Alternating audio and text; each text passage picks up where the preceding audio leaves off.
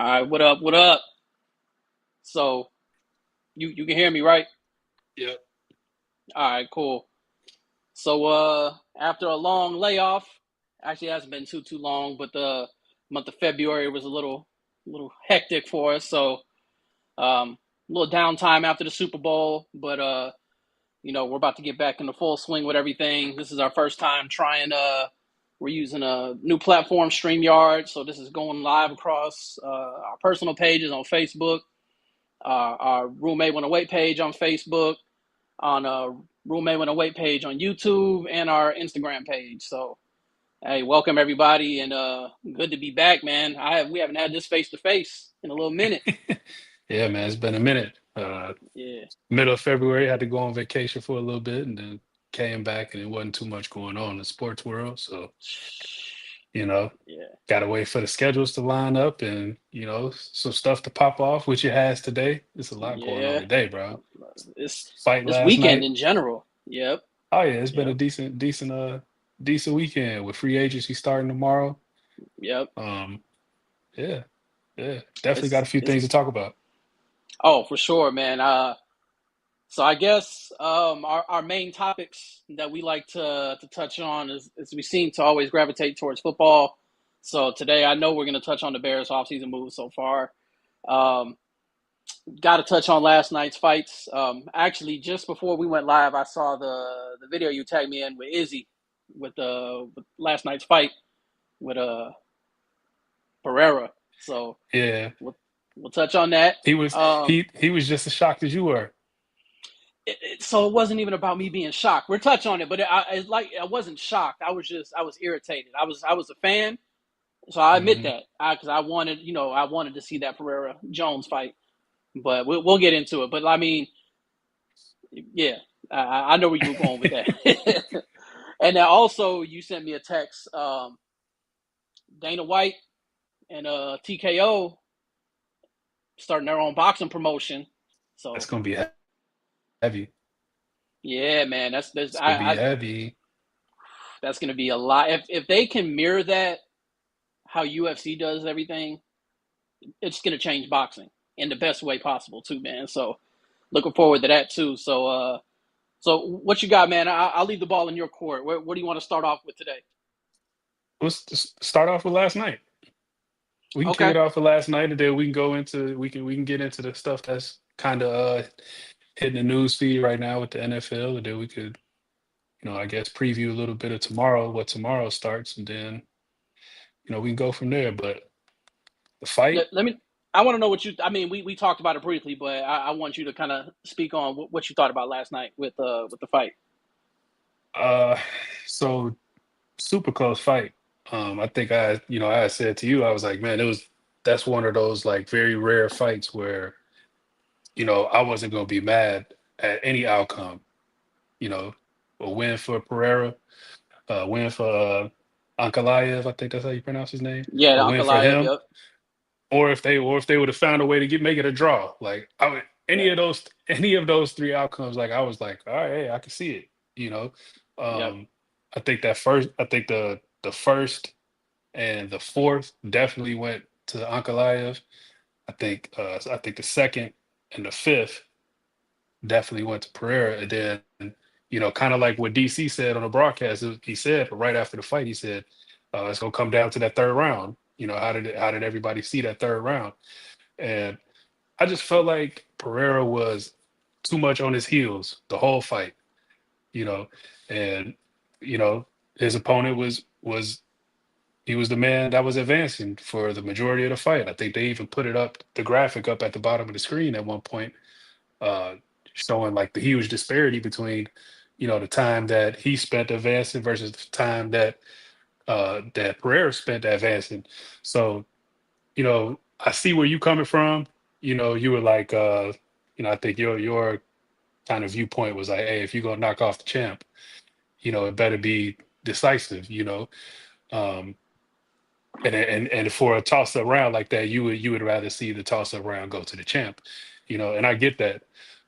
I don't disagree at all. But when you in a position where what the judges see is you constantly on your heels and then spending so much time up against the cage and those at the latter part of the fight, it just the optics weren't on his side. You know what I'm saying? As much as he rocked him a few times for sure. He just didn't capitalize on it. And like I said, the optics of how the latter part of the fight went, I could see why they gave it to Ankalaev. Yeah, so I mean, so I don't want to discredit him because he definitely did a lot better than what I thought he was going to do. Ankalaev, although I mean, I was disappointed. They were bragging about his wrestling. Um, I mean, coming We didn't from see that, we didn't see any of that. no, and so all right, so that's my point. So I get it. I understand octagon control is one of those things that factor into judging. And that kind of when it close rounds, they tend to favor into that. But my thing is, when does successfully defending takedowns factor into a positive, right? So if this guy is a known wrestler and a grappler, and he's at 11 takedowns, he tried 11 takedowns, is 0 for 11. That was so. I mean, when does that factor into scoring? So the extent of Ankalaev's success. I mean, he got some punches. I'm not gonna lie. I mean, he rocked them in the second, right at the end of the second. Not taking that away, but the peak of his success was holding him against the cage, right? Hmm. So I've always said whether it's boxing or UFC, when it comes to beating the champ, you have to beat the champ. You know what I mean? So that's why I said that third round was a toss up. I would have been okay with a draw. Actually, I was right before they announced the winner. I was like, yeah, I think I can see a draw, because and I agree with what you're saying too. Because Pereira, he was so worried about defending the wrestling of Ankalaev that he was backing up, and you can see in the fifth round when he actually started to put pressure on him, like that fight would have went totally different. So actually, I think with this rematch, that's probably going to happen right away.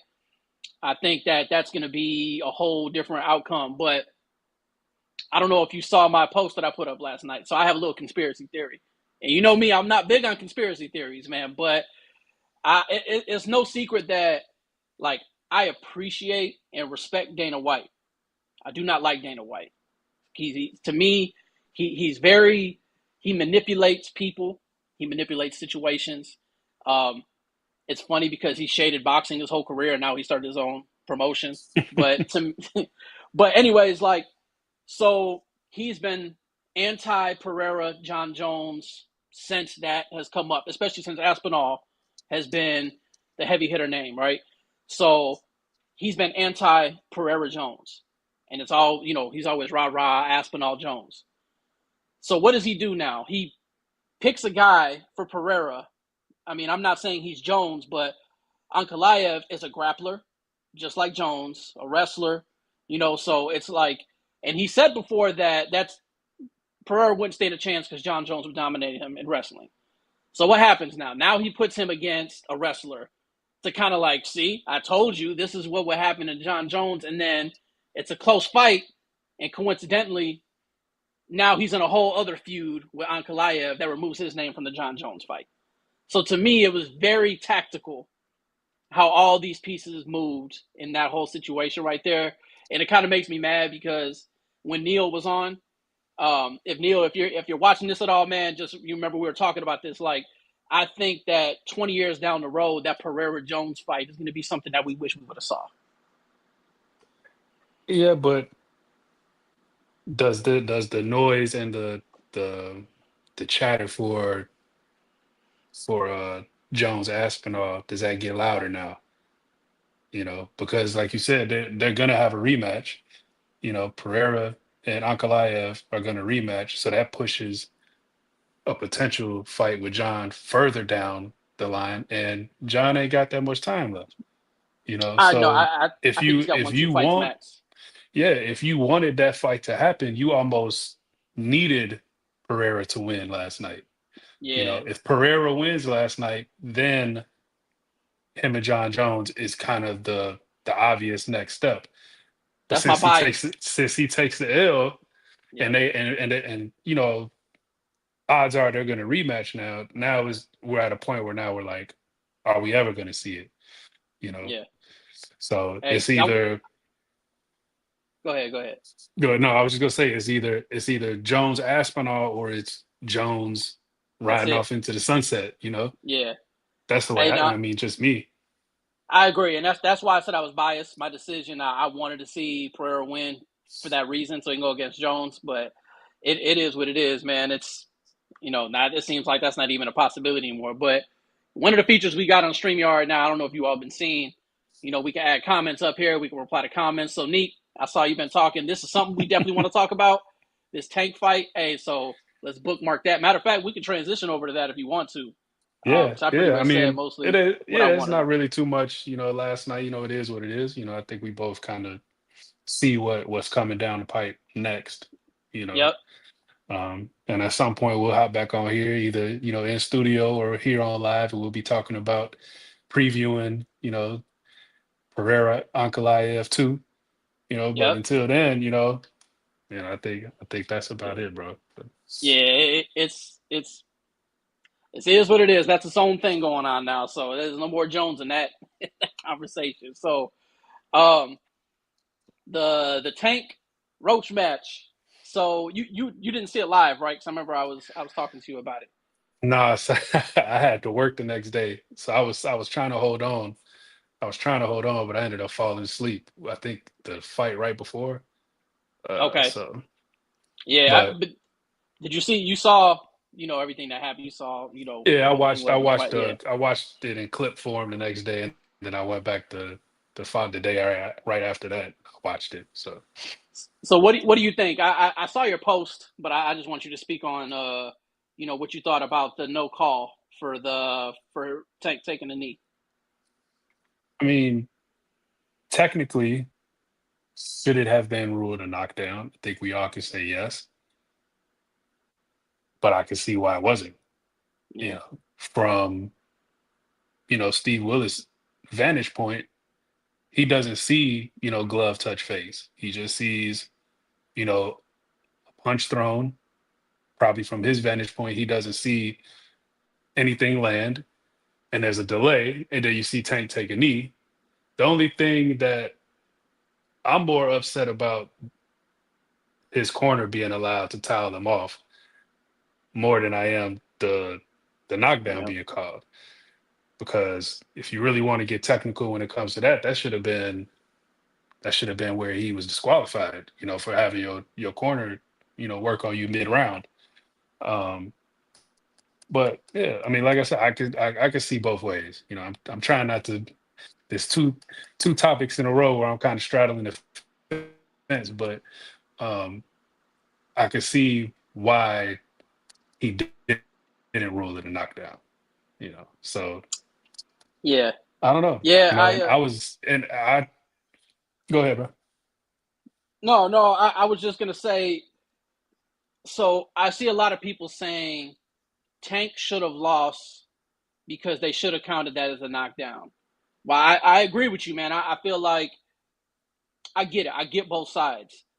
But what people don't factor in situations like that is, say Tank goes down, it's not going to be a secret like, oh, okay, we're just going to make this a knockdown and Tank ain't going to know about it. He's going to know that's going to be a knockdown. It's a whole different fight after that. He's not going to fight as if that didn't happen. He's going to fight as, oh, man, I don't know what the scorecard is.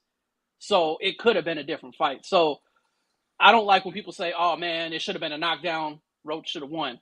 That's not how it works. But I do agree, it would have been different if that was the case. But the outcomes, man, it's just so many different. I mean, you never know. Maybe that could have brought out Tank. He could have got pissed off, and that would have led to the Tank that we know. Yeah, Roach might have went night night. So we have no idea. But I want to touch on something that you and I talked about, and I do agree with 1,000%. Is Tank considering retiring, and you can see he just doesn't have that same motivation that we're used to seeing maybe a couple years ago in him. And I can see like why he was even considerate because he doesn't have that. He wasn't the same fighter, and I'm not taking nothing away from Roach because Roach fought a hell of a fight. But anybody that's watched, Tank fight throughout his career, they saw that fight against Roach, and you can't say that's the same person that you're used to seeing. You just can't. That's a lie. Otherwise, Yeah, I mean, he looked uninspired.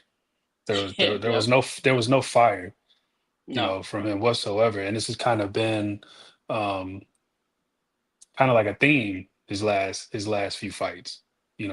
The punch output is there. Of course, he's landing them. And he's Yep. landing the big shot that he needs to land. Because he's got one punch power, but he just didn't look engaged at all. And Yeah. what I had said to you was, when you are a combat athlete and you survive off of fighting the style that people like Tank fight, which is you a knockout artist. Like Yeah. you have to have a certain level of anger in you, you know. And he made the comments of, since becoming a father and all of that, like he doesn't want to be angry no more. He Yep. don't have that same type of anger in him that he had before he became a father, and that's what was pushing him to not wanting to fight anymore. But I mean, I know after the fight, he kind of walked that back, and now he's saying he's got 3 or 4 fights left in him. Maybe maybe the decision kind of brought a little bit more of that anger back to him. You know, Yeah. but who's to say if he goes out there and he knocks Roach out like he been knocking everybody else out? Who's to say he doesn't go through with that retirement talk? So Yep. things change, and outcomes can sway your thoughts and your decisions one way or other. So we'll see what happens. Maybe he gets back in there and they rematch. He looks like the Tank from 4 or 5 fights ago. Maybe that happens, and I think we'll all be happy. We'll all love to watch 4, 5, 6 more fights of his. Looking the way he looked before. But if he gonna look like that again, I don't think any of us want to tune in for that. Nah, his gait gonna go downhill real quick.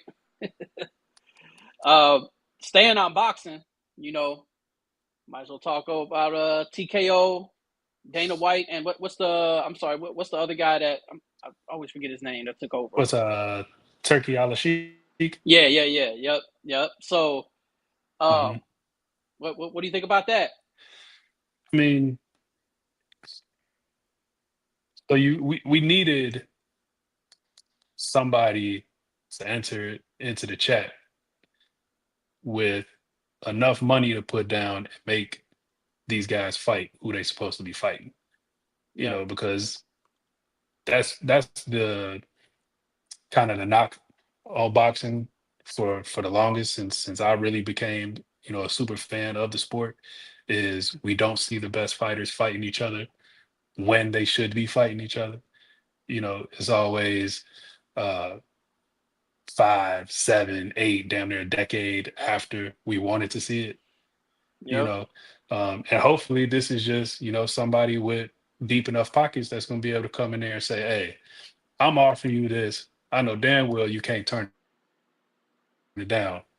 So forget all of that trying to hang on to this shiny, pristine zero in the L column. Get your ass in here and throw them hands with who you're supposed to be throwing them with. You know, so hopefully that's what we're going to see come of it, because his his uh his money bags have no bottom. They're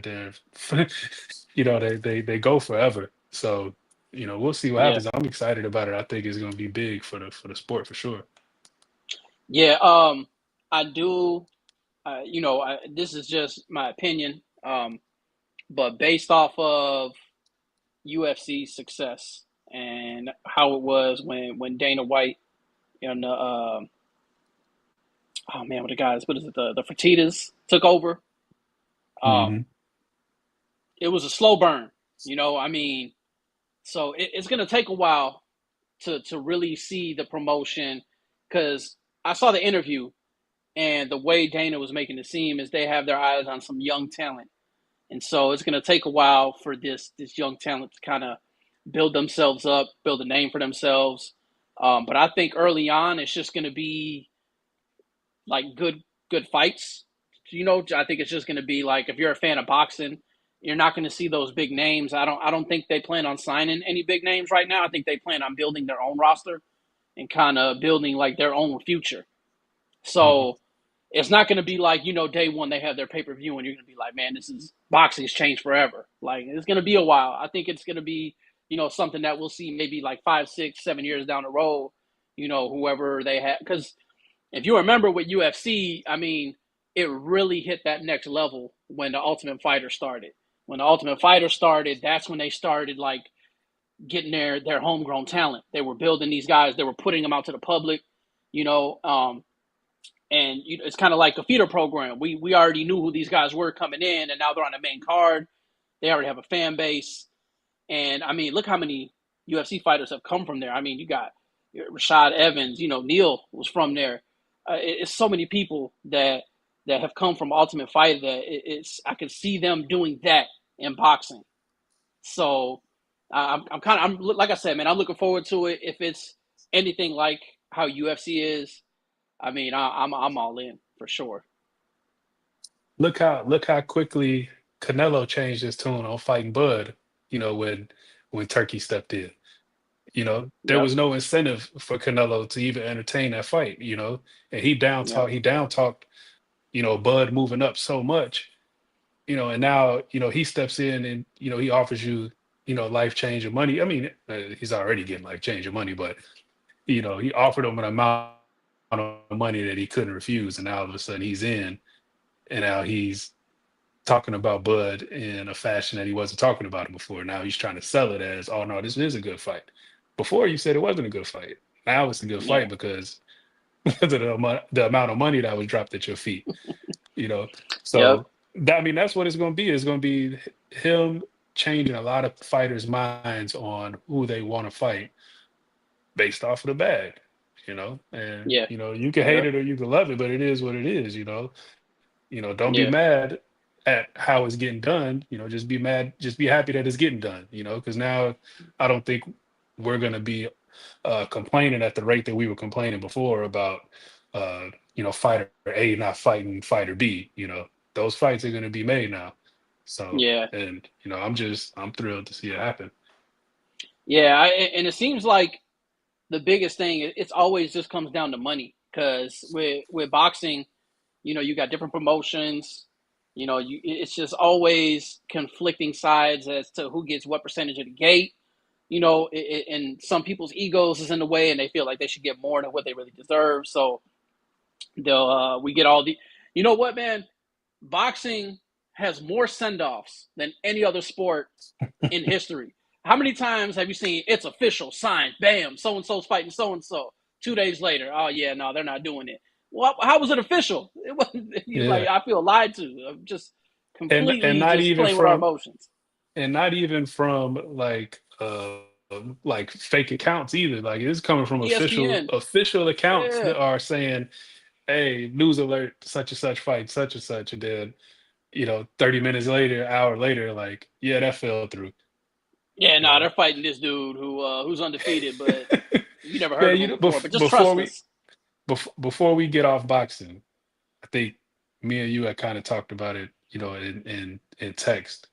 One of the things I wish that they would be able to do, which I don't even know if it's even, a possibility, but my dream, my best wish would be for them to be able to find a way to buy out, a federation or two, or make a federation or two merge with each other and get from five boxing federations down to two. You know, I wish we could just be down to one. Like how UFC is, but even if it's just two, even if you have a domestic federation here, then you have maybe you want to keep the WBO or the IBF, for international purposes, but just getting down to two, and only having there's no reason why each weight class needs five belts, bro. Like, what are we And doing? and when I came back and we talked about it too, and actually UFC was starting to do it. They chilled, so I'm cool with it. But cut weight classes, like every single division has a light and a super. You got light, super lightweight, or super middleweight, and it's just all these Hmm. weight classes, and I'm just like, man, cut those out. And then also, man, I don't know why this is so hard. This is crazy. Okay, I mean, it seems tedious and funny, but I'm dead serious. Like, when's the last time you've ever looked at a boxing championship belt and was like, Ooh, man, that's a nice belt. They got the cheesiest Swaparama looking belts I've ever seen in my life. Like, why didn't they just upgrade? Like, call WWE, call UFC, man. Those belts are dope. But they're like green with like gold, and you can't. They're like this big. They fit around your wrist like a bracelet. I'm like, well, who wants that? Like, I wouldn't even want that belt. I'm not fighting for that belt. Look at it, that Chuck E. Cheese belt. I don't want that, man. And there's so many of them they can't afford to upgrade them. You know, They got like 138 of them, so you got to bro. try the You know Timu every version. weight class. Yeah, you like you said, every weight class got a light, a super. And then it's five belts in each one of those. Man, It's there's hundreds of belts out insane, there. Yeah, they'll go bankrupt trying to upgrade every belt. insane, man. And you know what? It's very tiring to be a boxing fan, like a true boxing fan, because I mean, there's always new names popping up, and then it's hard to judge them because of the There's so much competition out there, and there's so many weight classes. It's really hard to like gauge how good someone really is, and then they never fight anybody. So it's Hmm. tiring being a boxing fan, man. So now Yeah, we're man. here on a lot of that boxing stuff for real. So We I hope but Dana White take it over, man. for sure, man. I think before we get into NFL and maybe using that as a our sign off, Stephen A. and LeBron. Oh man. Again, I saw what you said about them too, man. So I heard everybody's side of it, right? So I've heard Stephen A. You know his solo speech on First Take. Um, I don't think LeBron hasn't really spoken on it or anything. I mean, but we could see what he was saying. So I mean, this is where I stand on it, man. Like everyone's like, man, as a father, I can understand it. As a father, I'm like, I don't, because my thing is, all right, Stephen A. kind of, I don't know if he was just trying to backtrack because he was trying to let it die down. Um, but it was like he said, "Oh, I was talking about LeBron. I wasn't talking about Bronny." Bro, you have every right to talk about Bronny. That's your job. He's an NBA player. He gets to get criticized like everybody else, you know. And for LeBron to come at him, first of all, he did it on purpose. He did it in public so he can have everybody can see him. He wanted to be this tough guy that he's not. You know, it's like LeBron, you're great, man. You're one of the best players to ever play the game, and he is so. I think he's so defensive about the GOAT debate. You know what I mean? I think that gets to him, and he feels like he has to be this person that he's not. And we can see right through that, man. And I just think it was phony, man. I think it was phony. I think it was cheesy. Um, so I don't know, man. Everyone's like, oh, I can see it as a father. I was like, I can't. Like, I I mean, don't. without even getting too much into like his character and all of that, because I'm not about to assassinate that man character. Um, like I've always said, as a father, as a father, I give him all the credit in the world for being, a stand-up dude. He's been one hell of a role model, in my opinion. Absolutely. You know, to be a professional athlete and have a 2-decade long career and counting, and never be, in the eye Nothing. of the media for anything negative, bro. Like we Nothing. no scandals, no arrests, none of that. So kudos to him, and I've always said that. I'll always stand on that. For years on end. Yep. But like you said, it was calculated. He knew what he was doing. You can see in the video clips as soon as he speaks his piece and goes to walk off, his eyes cut right to the crowd. You know, looking like trying to And, see like who caught that. Like who caught that. That's the first thing he and, did as he goes to walk off. He looks into the crowd to see, looking for a camera, trying to see, man, I hope somebody caught that. You and know, not to cut you off, man, but what's the one thing you always see in any professional sport, besides football, you don't need to, but in any professional sport, when they're having a private conversation, right here, he was out loud enunciating over and oh wow, just we knew everything he was talking about. He wanted very that platform. purposely It's deliberate. demonstrative, Yep. purposely enunciating everything so Yep. that you could read his lips. Yeah. He knew what he was doing. That man ain't dumb. Yeah. LeBron is a smart dude. He's Yeah. not dumb. He's very emotional and very sensitive, but he's smart. Yeah. You Yeah. know, and for you know the whole concept of keep my son out of this. You put your son in this. That was Stephen A. said. He was like, "Bro, you put him here. You did this." And then like not only that, like he talked him up. Like he would say things like, he's better than some of these guys in the league. He's going to show you guys wrong. Like we were right about. And the thing is, it's like it's not Bronny's fault. You know what I'm saying? Like I know I'm not good enough to be in the NBA, but give me an opportunity. I'm gonna play. I don't care if I'm dog. Doesn't matter. I'm getting a check and I'm playing on that court. So it's not his fault. You know what I'm saying? But Yeah. I agree with you, man. I'm not assassinating his character because as much as I talk about the LeBron Jordan debate or whatever, everything that I talk about is on court. Like, I think more athletes need to thrive to be like LeBron off the court or just as a human being. Like, he's a thoroughly good dude. I have nothing bad to say about him as a person. I just have stuff to say about him as an athlete, which is, that's all, man. I'm not tearing down his character or nothing like that. I agree with you, bro. I agree with you. Like, I think he's a great person. I just don't like some things. But and the thing is, like, he's one of the best ever, man. Like, just be bigger than that, because you man, you're in your what 20? Is it 22, 21, 21, I believe. 21 or 21? 22. One, yeah. Yeah, it's like, man, bro, you're still averaging 26, 7, and 8. Like, leave all that stuff alone, man. I mean, I get it, it's your son, but you're good But enough to bring your son into the league, and you know he didn't deserve it. very, very, very hypocritical. Just the whole just that phrase of leave my son out of this. Like, bro, you put him here. You put Yeah, him here. Not only did you put him here, like you said, you talked him up.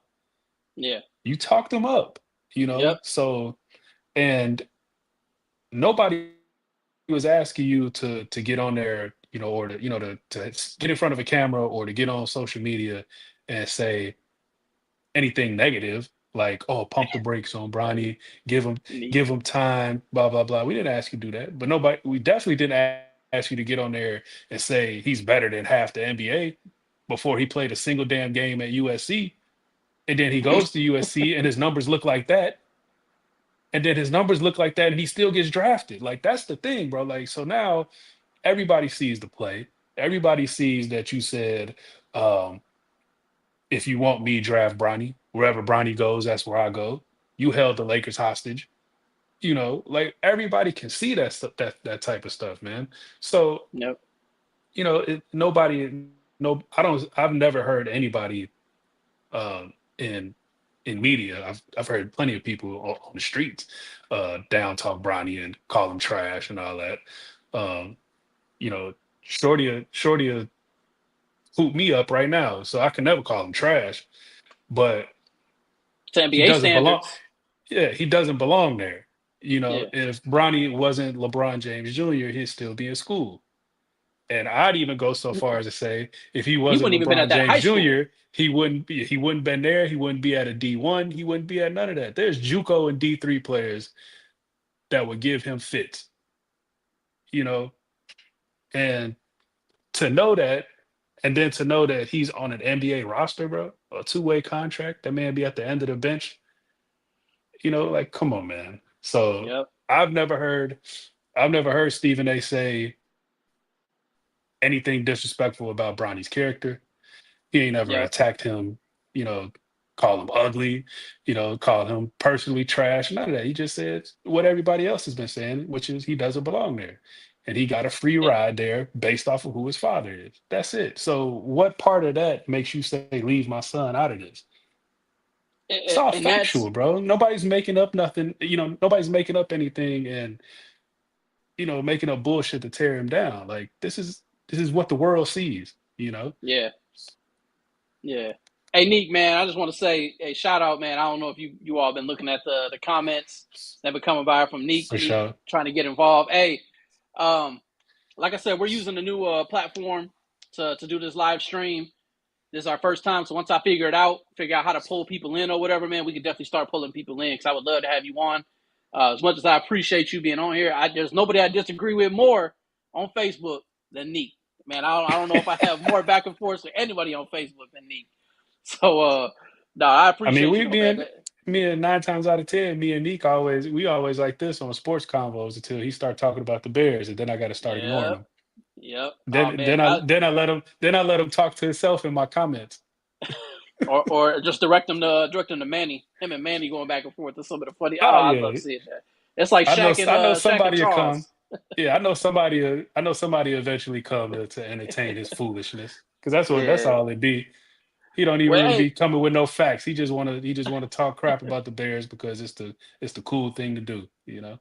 hey, well, that's a perfect segue right there. So, since we're talking about what we argue about the most, might as well start talking about the Bears offseason so far. So, uh, let me start this one off, man, because I want to get this off my chest because I want to be real. Okay, I want to be real. So we've been here before a lot. Okay, Bears make this big move. Bam, got Ben Johnson, the coach I want. I'm happy. Boom, we address our offensive line. To me, we'll get into that, but I mean, okay, I'll just say for right now, we signed two offensive linemen to plug into our starting.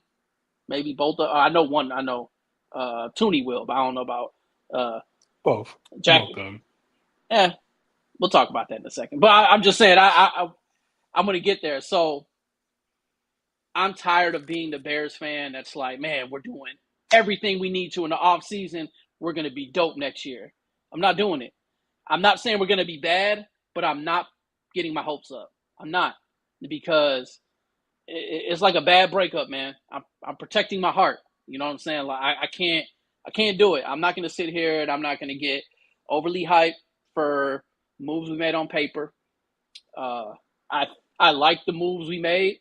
I think we did at least from a guy that's sitting at home trying to tell a $1 billion organization what to do with their money. I think they're making the right decisions, but um, I'm just not going to get overly excited about it. But go ahead. What you think about the offseason move so far? Two super solid moves. Both of those dudes are gonna plug in and start from day one at left guard and right guard. Um, I think it gives them more options once free agency does officially start. It gives them more options to, add another piece or two to, definitely go into April and go into the draft with more of a clear mind on what you want to do because they went into this offseason with so many holes. It was like, it's hard to, to really like hammer down on, yes, let's have this dude. I feel like when you got that many holes, um, could be a little bit more difficult to spend the money wisely and not just, give me this guy, So um I'll be interested to see what happens tomorrow, man. If that center Dahlman, I They think said we're that's all the in on them. That's I think that's the obvious move. I think that's what we'll kind of see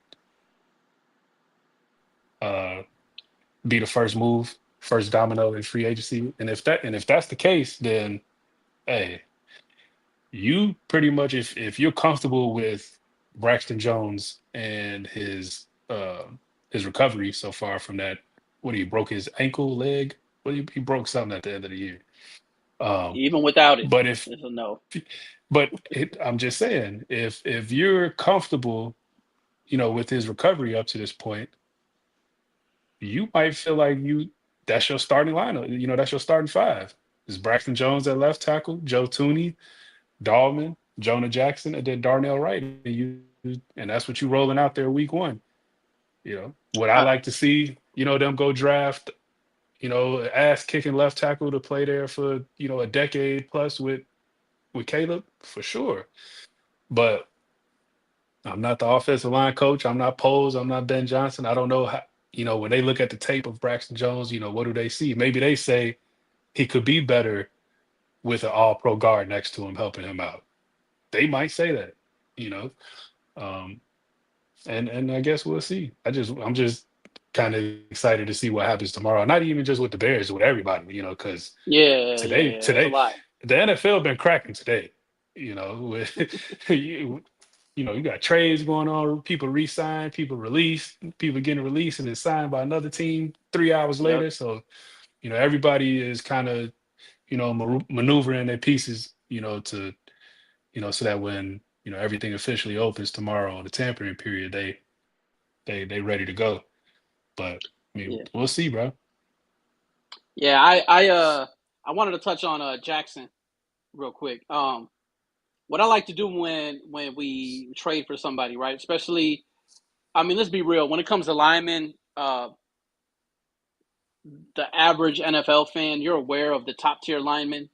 After that, I mean, you got to be a homer to know really what that line is about. So I started going on Rams message boards and stuff like that and reading about them. So from what I've seen, not tape wise, but what I've seen from comments, people talking about him, analysts or whatever, he had his most success at Detroit under Ben Johnson. Now I also want to add this in. Actually, I was in a group text with my brothers, and they're like, "Oh man, he's a former Pro Bowler." I was like, "Be careful, because Pro Bowler isn't what it used to be." All right, and he was also an injury alternate. So Pro Bowler and All Pro are two significantly different things. Um, so this is what I got out of that so far. Just to kind of breeze through it. He was a really good left guard. He signed a big contract with the Rams, and they started using him as a utility person. Started having him play center. Started playing right guard, and um, he struggled. He really wasn't comfortable playing center. He really wasn't comfortable playing right guard. And the fans, when they traded him, they said he's Nate Davis 2.0. They said he doesn't have passion. He plays like he's lazy. He plays up injuries or whatever. So I saw that, and that was three red flags for me. I'm not dismissing him, but when I saw that, to me, if the fans can see stuff like that, I'm sure. I'm hoping. I should say I'm not sure. I'm praying that Poles and Ben Johnson can see that, and maybe they're grabbing him as a possible utility backup. So unless he can return to that person that he was in Detroit under Ben Johnson, and he knows something that maybe the Rams don't, I really don't see him being that starting guard on the left side. So that's why I still think that they'll be interested in a Banks, a Campbell, or even Booker in the draft. More so Banks and Campbell, because they're tackles that they think they're going to move to the inside to guard. Booker is just supposed to be this phenomenal guard, center, both sides that can play anywhere from Bama. Um, so I would still like them to see them go after offensive linemen first. Neek, I saw you say that too. I agree 1,000%. I think getting Genty would be the biggest mistake we ever made. Um, I mean, if we get him, I'm sure he'll be fine. But I don't think. I think we're past that era of running backs being drafted in the first round. I think that time is gone. So that's just what I have to feel about how I feel about Jackson. Tooney, he is who he is, man. His success rate is through the roof. He's got top three win rates in the NFL. A lot of that has to do with your camaraderie. On the offensive line, you got to have that chemistry. So I think it's important we get Dahlman from the Falcons. That's huge. So if we get him, draft another guard, I can live with Braxton on the end if he's got that surrounded by him. You know what I mean? So that's just my thought process going around it, man. Like, I like the moves. I think we addressed what we needed to address. I don't want us to get complacent. That's all. And I also The heard only that Tevin thing, Jenkins and Keenan Allen are gone too. So that's two more people that we got up out of there. the so the only thing about Jackson and Tooney more specifically, that I'm kind of I ain't gonna say disappointed. I'm kind of worried about, is that I was hoping that before tomorrow they would have extended him and kind of lowered that cap for this year for sure, to give them a little bit more money to play with. Um, I'm just not cool with constantly flipping draft picks for guys that you're bringing in, paying a lot of money, and then letting them walk. Like Can, think can I that's jump in for one? malpractice. Yeah, for sure. I just want to. I agree with you. I don't want to say I disagree. The only reason why I agree with them not doing it in this case is because of his age. Now, I don't think we should have given up a draft pick. I mean, I guess it's fourth round next year, so I'm not like up in arms because we desperately needed offensive lineman. He'll be 33 this year on the last year of his contract. I think they might, go try to restructure after seeing maybe how the season goes a little bit because he's coming down towards the back end of his career. Maybe they don't want to get locked in 3-4 years to somebody that ends up being trash. So that's the only I reason think he why. But still I agree got. though, man. I think he still has 2 or 3 more years playing Oh, at a I very agree. high level. So you know, being able to make that trade and then have this whole weekend to work out some sort of 2-year extension, maybe a 2-year extension with an option on the back end that could have made it three, and then you kind of alleviate a little bit of that cap hit, just because of what was what's coming. Tomorrow's opens up the legal tampering period, and you want to go into that with as much money as you possibly can, Yeah, especially when you eyeing the type of top of the shelf kind of guys that you're looking at. You're looking at trying to grab the top center. You're looking at trying to grab one of, if not two of, the top defensive linemen that are going to be out there. So, like, in order to do that, like, you got to have the money to spend. So that's the only thing I'm worried about. Because I think with those two trades, they've already eaten up like half of the salary cap space that they had, before that with those, with Jackson and Tooney coming over. So um we'll see what happens, man. yeah, I'm a little yeah, worried from that standpoint, but I feel like they'll make it happen. They'll make some solid moves, and I'm with you as far as kind of putting the cart before the horse. I'm gonna make them prove it. They yeah, gotta no more winning the off season for me and throwing a parade for you like, oh man, come September, it's on 'em. We're yeah. gonna make them. We're gonna make them prove it, make them earn it. Yeah, man. This I think Bears fans are finally learning. Like, hey, you guys are gonna have to show us what's up because we're getting tired of just getting our hopes up. I do see it still a lot though, especially on my timeline, my algorithm. People are like, "Oh man, Bears are gonna be a playoff team next year." I'm like, man, y'all haven't And learned yet, man. fan is short for fanatic, bro. Like that's the way it goes, especially when it comes to football and this town, bro. You got super meatheads here in Chicago, bro. Like, Yeah, so and you to comment on what you were saying too with I didn't even think about that. I mean, I know we had a lot of cap space, but um, I know there's a lot of moves they're thinking about doing. I think they were thinking about moving, trying to do some either restructure or maybe move on from Edwards. Um, I know we're interested in Khalil Mack. If we can get him on a veterans discount, I think that's a good decision. I wasn't a fan of it, but now when you start to look, especially if they're talking about, I mean, I saw the term massive deal or massive money towards Dahlman. So I mean, if you throw that, that's going to eat up, a quarter of what we have left already. And so if the other two guys ate up half of it, we only got what about 30 million, something like that to deal with to sign. I think right now they at like 40. The last graphic I saw, they sitting at like 40. Yeah, So when do they if have to half of that, restructure? if I don't think they really got anybody available to restructure. I think Edmonds, I don't think finally I'll wake it up.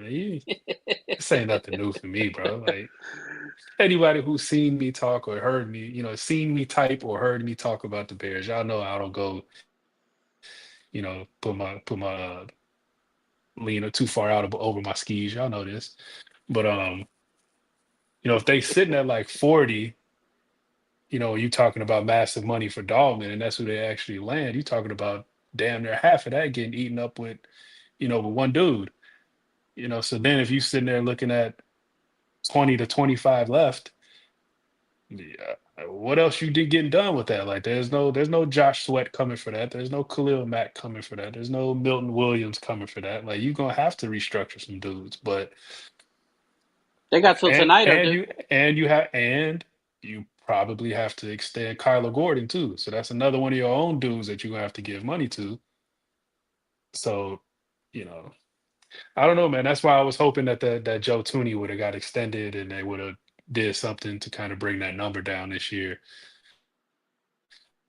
that's what I Uh, was asking. Do they because have? They don't have a limit. There's no. We don't have to do it by tonight or anything. That's still something that can happen no, no, no, there definitely wasn't no limit. I was just hoping that it would have got done at some point before the over the free course of agency the market weekend. opens.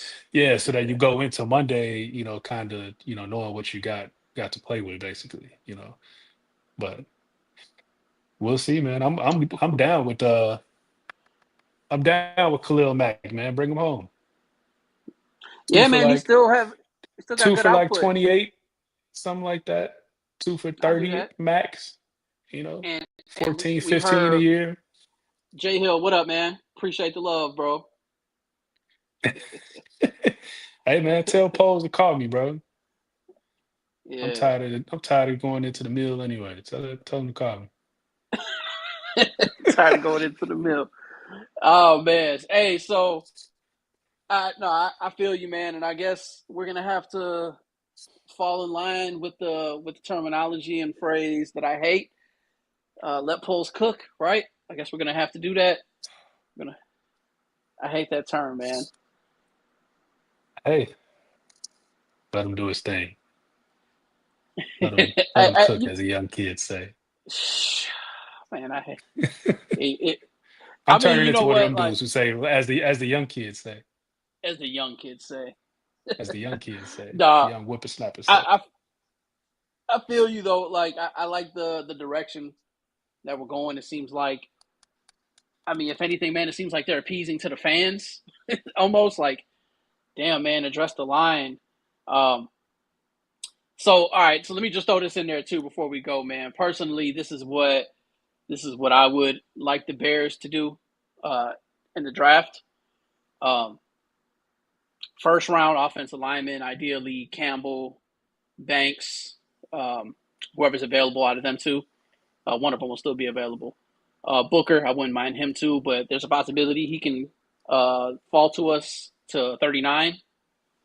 It's 39 and 41, or is it 37 and 39 or something like that? 39 and 41. 39 or 41. Yeah, there's a Yeah. possibility he can fall there. Um, and then with the two picks in the second round, I say then if you want to go after your running back, your running back that you want, your versatile running back, go after him there. I only say that because I think Ben Johnson's dead set on getting one, and I would rather him get one in the second than the first. So I would rather see them get a D and get an edge rusher, and then get another offensive lineman, or get an edge rusher, or get a D tackle. D tackle is going to be another place that we really need. Um, Dexter looked good last year, but we need depth. We don't really have depth at that position. So, looking at all the mock drafts, is looking like there'll be quite a edge rusher. Man, it'll be hard to come by at that position. There's a lot of them will be gone. Um, Javante, he said there was a guy he played with at Florida. He I think he's coming out of Ole Miss now. I can't pronounce his name, or he had a long last name, but he'll be around. Princely, I think his first name Yeah, Princely. Princely. Yep, Princely. He'll be Hmm. around then, and he's vouched for him. If he's around, I could say we grab him. But there's a guy from North Dakota State that will be available around then, Zabel, who everybody's really high on, but because he's from that school, he's gonna fall. So I can see us going after him too. So first two rounds, I would love to see that those first three picks. There's only three dudes in my world who they should be staying at 10 for if they're there. That's Abdul Carter, which he won't be there. Mm-mm. And the other two are Campbell and Mason Graham. Think if all three of those dudes are gone by the time you draft, so you get on up out of there, trade back. Not even Banks. I think Banks, um, Simmons, Connerly, the guy from Oregon. I think once you pass Campbell and the dude from Missouri, I think from what it sounds like, all of those dudes sound like they kind of in this like the same tier, and I think all of those dudes are still going to be there in the teens and damn, they might be still be there in the early 20s, you know. So, and that's just I'm not saying that it's going to happen. I'm just saying in CJ's universe, it would be Carter, Graham, or Campbell. And if those three dudes are gone, then you trade back and you get as many more picks as you can, you know.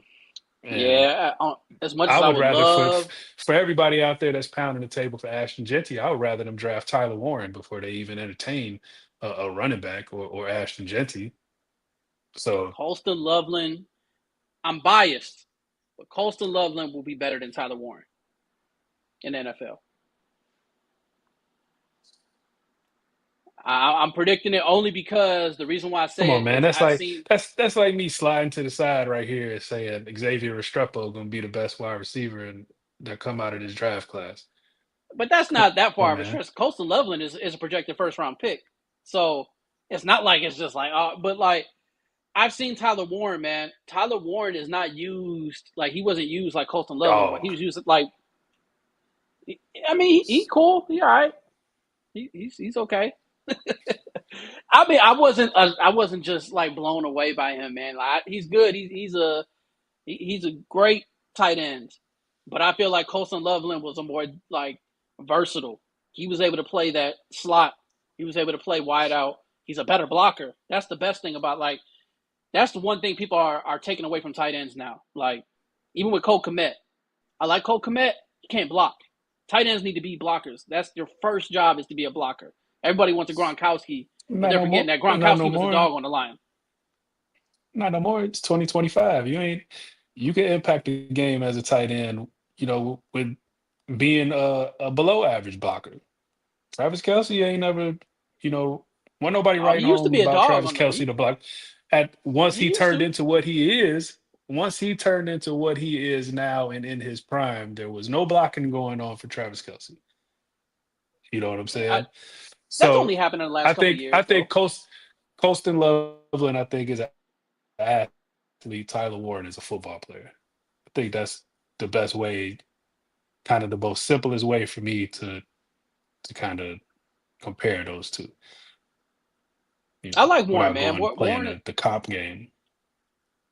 That's Warren a is dude that he's a dog. from one sideline to the other sideline, he can line up anywhere. You know, So you can can line him Coastal up in the Loveland, man. backfield. You can line him up in the backfield and hand the ball off to him.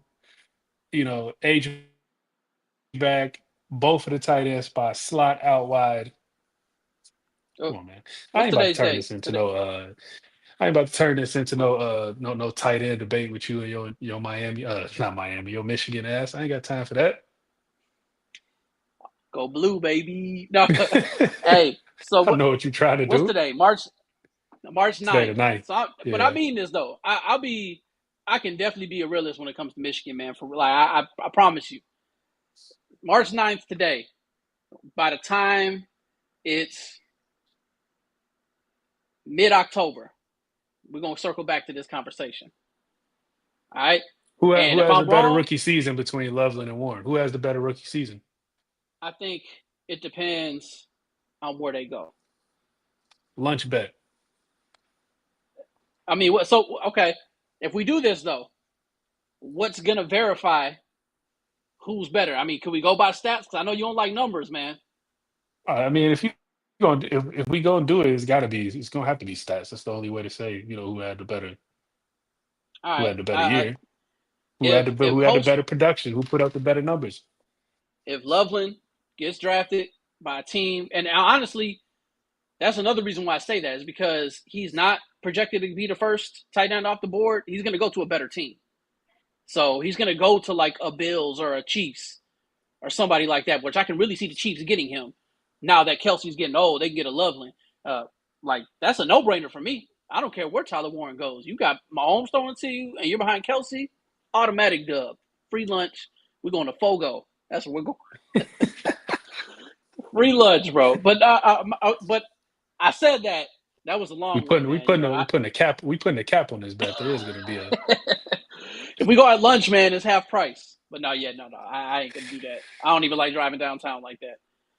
yeah. But that was my long way to say, as much as I would love for us to get Mason Graham, he's not. He's not, man. He's not going to be around. Um, You know he the weird thing about him, and my bad. It's just something that I just thought about when you brought his name back up. I've seen that man in mock drafts everywhere from like 3 to 13, bro. he's not going to Which drop is past which the is top weird. Like six. I think I can't remember the last time I seen somebody who is um who everybody pegged as the top of his at his position, but there's that big of a gap and a big of a disparity from mock draft to mock draft. I've seen it from 3 all the way to I just saw somebody had him at 11 to the Niners after the Bears. The Bears passed on him, and the Niners took him at 11.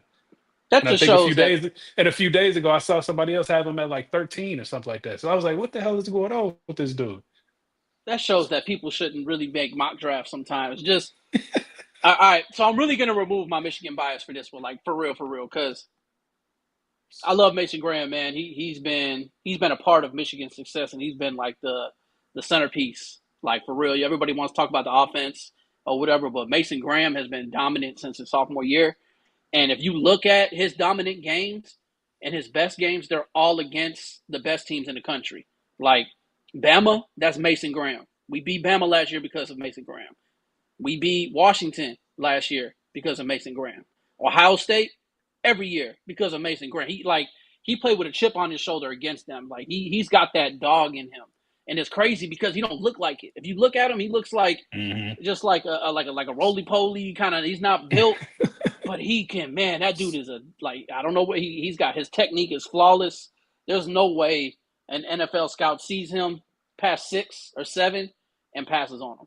And you know what? Honestly, man, uh, Will Johnson, I'm seeing a lot of people having him fall too. If I'm the Bears, I wouldn't mind getting him either. He's going to be a number one lockdown corner in the league too. And I'm also seeing, uh, oh shoot, what's the other guy? The Pierce. I'm seeing him fall. I think if he falls to us too, man, I wouldn't mind getting I him. was listening, so I was on my way to work uh some point at the end of last week, and I'm listening to satellite radio. I think it was an NFL channel or ESPN, one of the two. And there was a reporter on there basically, this is the time of the year where stories start getting put out to try to get people to rise or fall. And Pierce's story out there right now is character concerns. So, Mm, talking about he had 1 foot out the whole season at Tennessee, he was uncoachable. Um, that's why he wasn't on the field as much because he was already checked out. He was already in the NFL before he got there. This is all the stuff that was coming out. So, same way Orlovsky put out that story about Justin Fields before the 2021 draft. This is a time of the year where all of that stuff is going to start leaking Jalen out Carter. because people want to see certain guys fall. Other people they want to see rise. Um, but weirder shit has happened, man. There's no reason why Graham isn't there at 7 or 8 if you get what's gonna happen in the next few weeks is the the uh, the rocket ship of Jackson Dart is gonna go up. They're already pulling Shador down, and Jackson Dart is gonna go up. And don't be surprised if somebody like Quinn Ewers' name starts getting talked about as creeping back into the first round. So, we've been here long enough to know how this goes, man. So if you get 3 teams in front of the Bears that, want Cam, Shador, and Jackson Dart, now instead of picking 10th, you picking 7th, and So still got Travis Hunter that has to go. You still got Will Johnson that has to go. You still got Campbell, still got Carter. At that point, it's like it's only so many picks, before the Bears get on the clock. And who's to say he ain't there at 8? Do you trade up for him? Is he that? Is he? enough of an impact guy on the line for you to be okay with Poles going up from 10 to 8 or 7 So if he's still there. Those are the questions that intrigue me more than the mock drafts right now. I just want to see, how they address some of these needs, man. so think about this too, man. I've read an article about this. A lot of people are shying away from Shador. He's only ever been coached by his dad. He hasn't had another coach. So, you know, everyone talks about his character issues.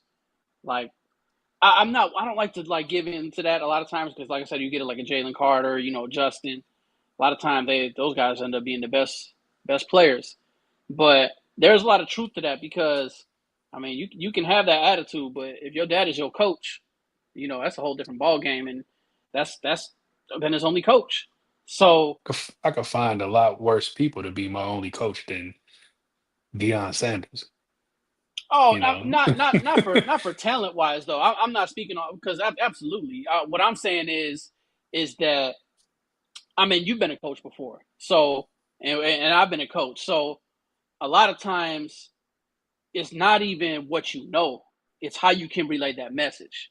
So he knows one message, and that's from his dad, who's the all-time great and prime is prime, man. He's a great guy, he's a great coach. But that doesn't mean these NFL coaches are going to be able to get through to him in that same way. I mean, like I said, I would still take him as the second best quarterback in this draft. I said Cam is going to be number one. I think Shador will be number two. But I do see some reservations like that, like, man, because he's going to be the number one pick. nah, Now, I don't think if so I, anymore. I don't think so you anymore. don't, I think Carter going one, bro. even with his injury, I think Carter's going one unless somebody trades up. got to. So I I, don't I think, think Tennessee takes Carter, especially after they just let Landry go. They released Harold Landry. You know, yeah, but I mean, I don't know, man. I guess I don't know the climate in Tennessee as far as where their fans are demanding or whatever. But I mean, I'm they can't be happy with Will Levis. nah. I mean, they obviously need a quarterback, but are you in a position? Are you a? Hmm, it's hard. It's hard to say because you drafted one for a reason. But it's like, are you a quarterback away from flipping the dynamic of your whole roster?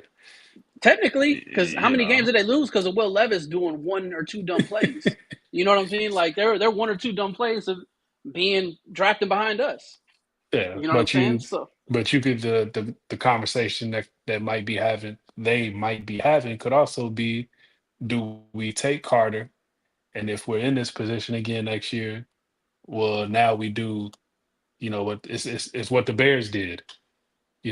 You traded one year. If yeah, I we consider find trading. ourselves if we find ourselves here next year by trade or by record, well, now we're looking at Arch Manning. Are we better off, kind of holding out to try to get Arch instead of hoping that Cam or Shador or Jackson Dart is, the savior? Because then if they ain't, then you back here again next year and you taking another quarterback, and now you look at like the Cardinals when they had they drafted Rosen, and then the very next year they draft Kyler Murray, and now you got to kick Rosen out the door. It's like, you know, Yeah, but but I don't think Cam Ward is that. But I mean, I do agree. I think they're in a position where they should trade because if you're not going to draft Carter, trade to somebody that's going to get him. Because Cam Ward is, I mean, him and Shador, I think both of them fall out of the top 10 for any team that's not needy of a quarterback. yeah, So, but it's a lot of these moves that's been made over the last 2 3 yeah, that's true. days It's a is good point, kind of Jason. shuffling the outlook on the draft. Yeah. Because you were probably thinking, well, I'll ask you this. Raiders trade and they bring Gino in with Pete. Are you still drafting a quarterback high? No. Are you doing the Atlanta? Are you doing the we bring in Kirk and then we draft Michael Penix Jr.? Is that the route that they go? Because if not, No. that's one team that everybody looked at as, oh, that's where Shador is going, or looking at the Raiders as a team that was going to draft a quarterback, and now that you bring in Geno, maybe that plan shifts. Now that's another team that doesn't need a quarterback anymore. So now Yeah, that dynamic of that top five, kind of shifts a little bit. So yeah. I mean, damn, I didn't know. I just looked at it. I didn't know Geno Smith was 34. I thought he was still younger for some reason. So yeah, he ain't there hey long man, term, but he can carry over 34, for a couple years though. yeah, Geno can still play for another 4 5 years. Yeah, so I think they're. I don't think they'll be in a situation where they have to get, at least not this year. This year isn't the year to draft a quarterback first round to sit on the sideline for 3 years. Like this, not last year. Maybe that's a perfect spot for your boy from Michigan, Will Johnson. Maybe the Raiders is a good spot for him if they're Yeah. not drafting a quarterback anymore. Ooh, as Crosby, he's staying, right? Oh yeah, he signed an extension, Ooh. 3 years, big money, and then Miles That's Garrett dangerous. agent went ahead and topped that. He Yeah, did. it's Prime did say that. I think he said that he didn't want his son going to the teams that are up there drafting. I think it was like Cleveland and the two New York teams. I don't think he Um, wanted Tennessee either. yeah, but I mean it's all posturing. You Yeah, know, you can you can say whatever you want to say unless you're gonna call some teams bluff, and you know. But then yeah, now, but then you also don't want to be a team that wastes a pick on a dude that don't want to be there anyway. So it's kind of it's a weird game that they like to play. You yeah. Prime was on the View. All right, I wouldn't have seen it. that's what my brother said. Rod. Oh man, but shoot, I other than that, man, I guess we're just gonna have to wait and see what happens, man. But uh, yeah, man, I think I mean I don't have much else to touch on for Who? So what's your? We'll leave it and we'll sign off with what's your prediction? Give me one or two moves that you see happening tomorrow once everything kicks off for the Bears. Dominant Mac. Dominant Mac. I think that's a given. I think we'll see both of those names come across. I want to say Dalvin and Mac. I'm gonna throw a wrench. I'm gonna say Dalvin and Josh Sweat. Yeah, that's another one. Don't sleep on Stanley either. I know you might be sad to see him go from Baltimore, but I know He a lot of resigned. teams. Oh, he resigned. He resigned Damn today. man, Yep. that's I Earlier. wanted Was that Braxton today? It Jones. was either earlier today or last night. It's 3 for 60. Whew. Yeah, he Yep. re he Yeah. re-signed 3 for 60. So that's like I said, like this whole weekend it's just been news Yeah. after It's been news too after much to keep news, up and with. it's like, yeah. So Okay. But yeah, dominoes is falling, guys are getting checked off the board. So it's like, but yeah, but Dahlman and Josh Sweat for me come tomorrow. okay.